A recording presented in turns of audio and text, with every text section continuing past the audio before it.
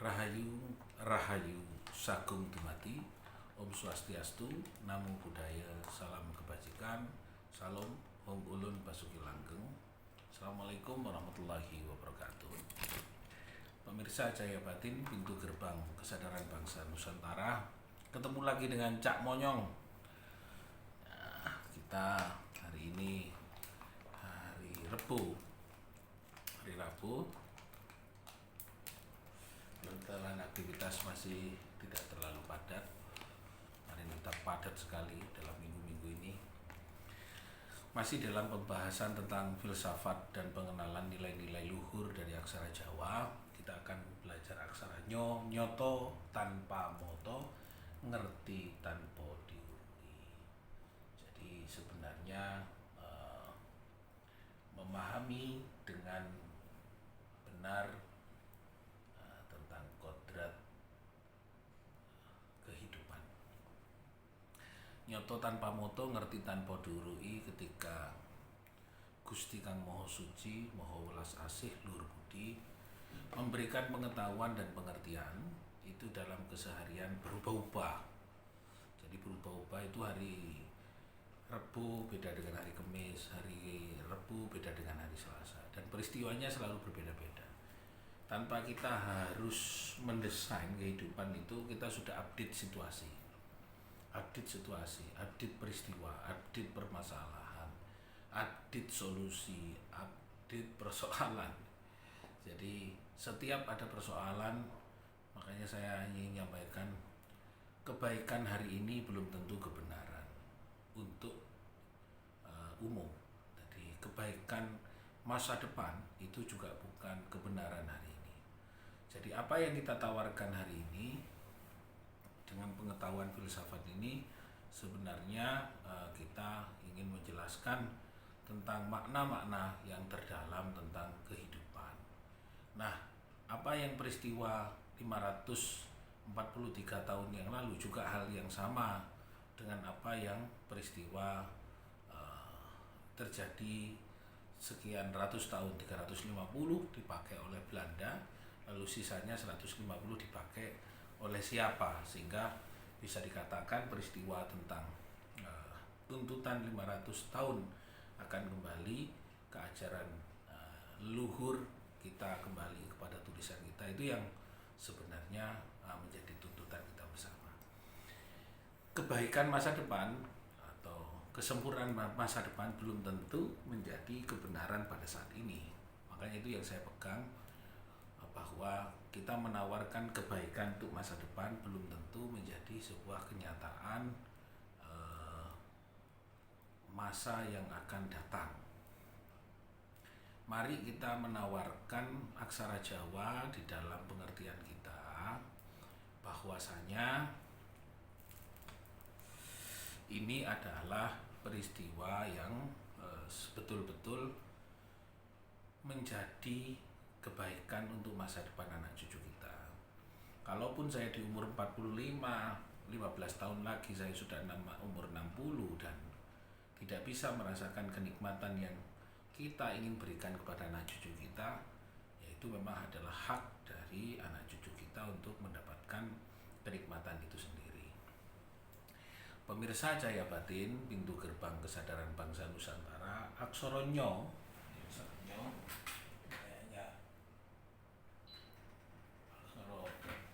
ini nyoto betulan, panas karena ruangan swingnya ini sama dengan apa yang kita sampaikan.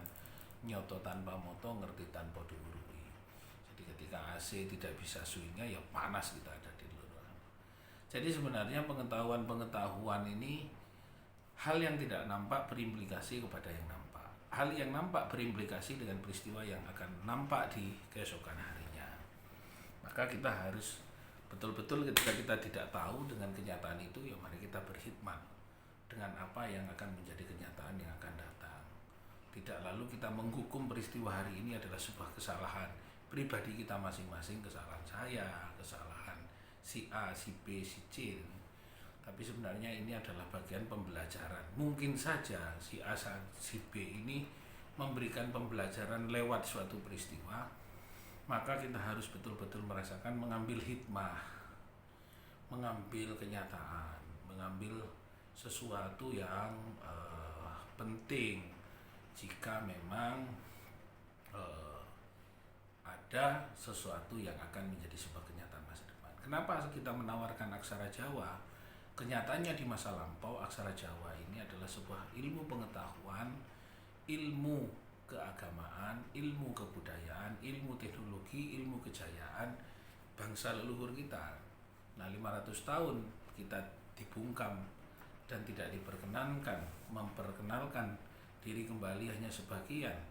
Nah, jangan sampai milenial, kelompok generasi milenial ini tertipu dengan situasi-situasi saat ini, sehingga kenyataan akan datang bahwa Indonesia, Nusantara akan memimpin dunia.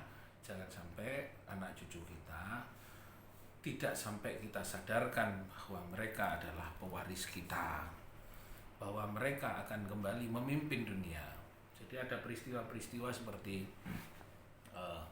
pemimpin Indonesia ke depan adalah anak cucu kita. Jangan sampai kita sedikit banyak lepas dari ketentuan-ketentuan itu, sehingga anak cucu kita lebih percaya dengan budaya asing, pengetahuan asing, agaman asing, pelajaran asing, sehingga pelajaran leluhurnya dilupakan. Contohlah negara-negara maju semuanya masih menggunakan kebudayaan leluhurnya, walaupun di dalam dunia milenial pakem atau ketetapan dan ketentuan leluhur itu masih dijaga. Demikian pemirsa Cahaya Batin, pintu gerbang kesadaran Nusantara memang sangat pendek karena masih kita bisa beraktivitas. Agak sangat berat alam hari ini, panas di luar, panas di dalam, situasi tidak semakin menentu. Karena mungkin ini adalah batas bagaimana perjuangan kita tersengal-sengal, kecantol-kecantol dengan banyak hal. Semoga kesadaran Anda dengan apa yang menjadi ketetapan ini, semoga negara bisa kita bantu bersama-sama, pemerintah bisa kita bantu agar tidak banyak fitnah.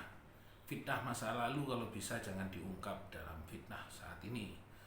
Kita kan sekarang itu selalu termakan oleh fitnah peristiwa 45, fitnah peristiwa 65, peristiwa bisa juga peristiwa 98. Ini menjadi peristiwa. Maka fitnah-fitnah itu mari kita hilangkan, sehingga tidak muncul fitnah-fitnah kecil di keluarga kita, tidak muncul fitnah-fitnah kecil di kelompok-kelompok belajar kita, tidak ada fitnah-fitnah kecil di sekolah-sekolah kita, apalagi di tempat-tempat spiritual, sehingga ketidaktahuan kita malah menambah rusaknya alam semesta, bisa menambah rusaknya pengetahuan kita, sehingga kita menjadi rusak karena fitnah itu sendiri. Kita makan tiap hari, kita manfaatkan tiap hari, kita gunakan tiap hari untuk memfitnah bangsa, memfitnah negara.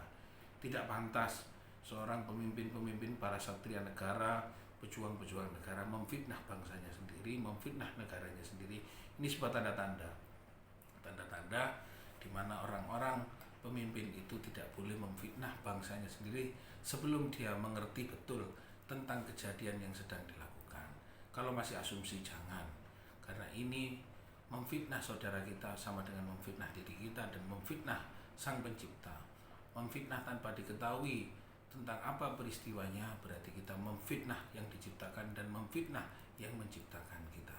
Semoga ini jadi pembelajaran buat kita tidak tertipu oleh fitnah itu sendiri, dan kita tetap bersikap baik terhadap peristiwa itu, dan kita ambil hikmah dari semua peristiwa-peristiwa tersebut, sehingga kita menjadi bangsa yang bermartabat. Rahayu, rahayu, rahayu sakuntumati. Om Swastiastu, Namo Buddhaya, salam kebajikan, salam Om Ulun Basuki Langgeng. Wassalamualaikum.